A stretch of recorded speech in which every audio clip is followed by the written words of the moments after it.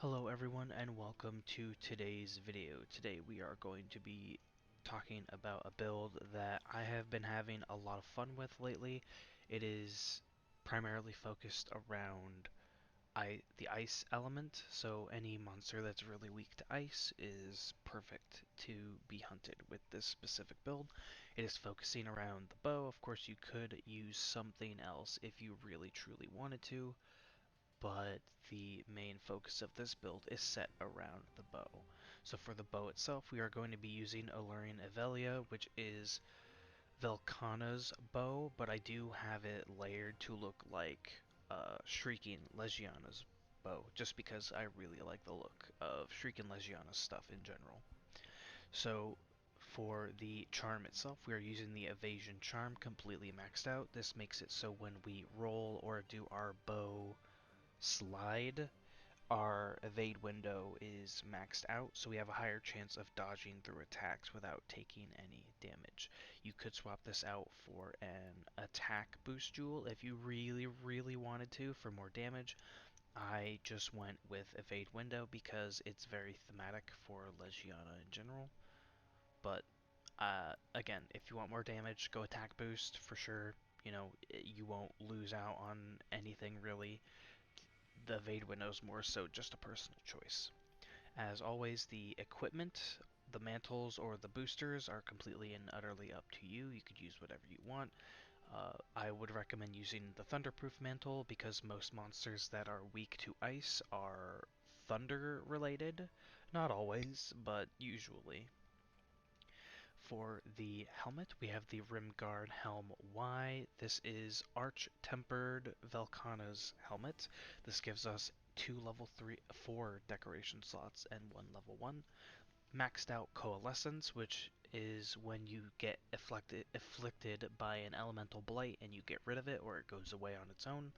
You gain bonuses to attack and elemental damage, I believe. I think that's what it does, right? What's the... right there. Yeah, temporarily enhances attacks.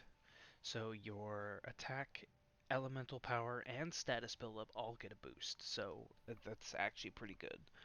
Of course, if you're going to be running, this means you want to get hit by inflicted with elemental statuses a lot, which is normally pretty bad. But this, I guess, is more so just there for the main reason we want this for critical element, and the slots are pretty good too. And then for the chest piece, we have the Rimguard Male Y, which again is Arch-Tempered Velkhana's chest piece. This gives us 3 points into critical draw, maxing it out, 3 points into ice attack. It gives us our critical element from Velkhana Divinity, and it gives us a level 4, a level 2, and a level 1 decoration slot. For the gloves, we go with the Tentacle Gloves Y, which is Namael, or Arch-Tempered Namael's gloves. This gives us a level 4 and a level 2 decoration slot. Maxed out Marathon Runner and 1 into Blight Resistance, as well as +1 to Elemental Acceleration.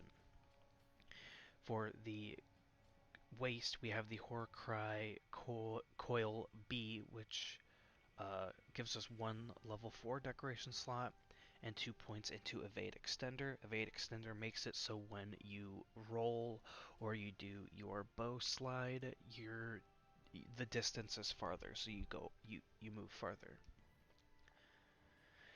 And the last one of the equipment is the Tentacle Greaves Y. This is Arch-Tempered Namael's legs. This gives us 1 level 4 decoration slot, 4 points into Constitution, which is huge for a bow, 2 points into Thunder Attack, which isn't, it's just kind of there, and lastly our second point into Namael Divinity for Element Acceleration, which procs after a certain amount of consecutive attacks on a monster. Your elemental damage gets boosted by a little bit. I don't know by how much. It doesn't say. It just says it increases elemental damage. So that with the ice attack and the critical element, your elemental damage will be insanely high. Of course, elemental damage does not go past a certain point. I don't know what the point is exactly. This might be overcapping the damage, Probably by a little bit or maybe a wide margin, I don't know, but I've been using this build. It's been working really, really well on stuff like Zinogre and the likes. So for the decorations, we have Expert Jewel Plus, which gives us 2 points into Critical Eye, a Stone Thrower Attack Combo Jewel, which makes it so our Slinger capacity is higher, so we hold more ammo for our Slinger, and Attack Boost, which makes it so our base attack is higher. We have a Jumping Expert Jewel, which maxes out our Evade Extender and gives us another point into Critical Eye. We have a level 1 Expert Jewel, which gives us another point into Critical Eye.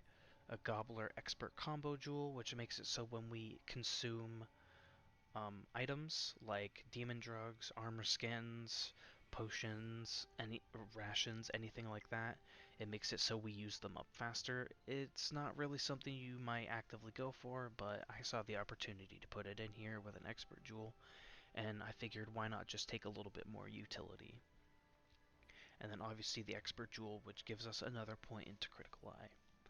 Then we have a point into Weakness Exploit. This is so when you hit a monster's weak spot, like the head or maybe like the tail fin on Anjanath, this makes it do your affinity go up, as well as when you attack wounded monster parts. This is when you clutch claw onto the monster and you hit the attack button, where you do like your weapon combo attack on the monster that weakens the spot, leaves scratch marks on it.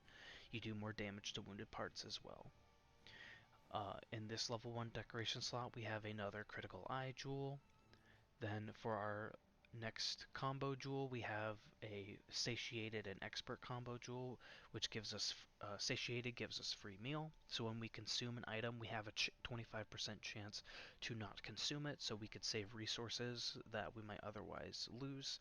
It's not, again, it's kind of like with the Gobbler. It's not something you'll actively be going for, but if you see the opportunity to put it in, I figured might as well. And then we have a critical boost jewel. This increases the damage of all critical hits by 30%, and since our crit eye is maxed out, and we also have some points into critical draw and tenderizer, I figured this would be well worth doing, as well as since this is a bow focused build, and ranged weapons tend to really, really focus on the head and weak spots in general. Critical boost, in my opinion, for ranged weapons is always a must. For our next decoration slot, we have a Friendship Attack Boost combo jewel. Friendship gives us wide range. It's only 1 point, but again, it's more utility that I saw that I could slot in, so if I ever need to help an ally or something, it's there. It won't do a whole lot, but it's nice to have. And then obviously Attack Boost to raise our base attack.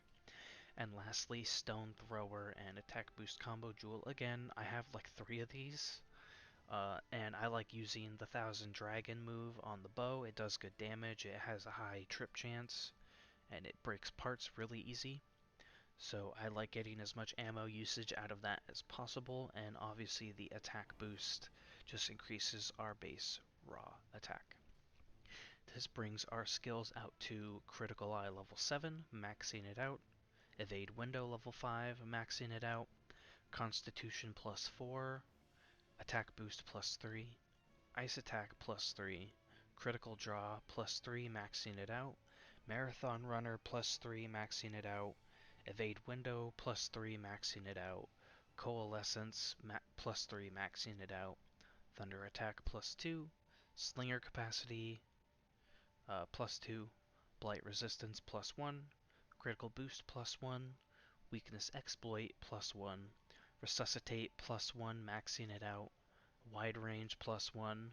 Free Meal plus 1, maxing it out. Speed Eating plus 1.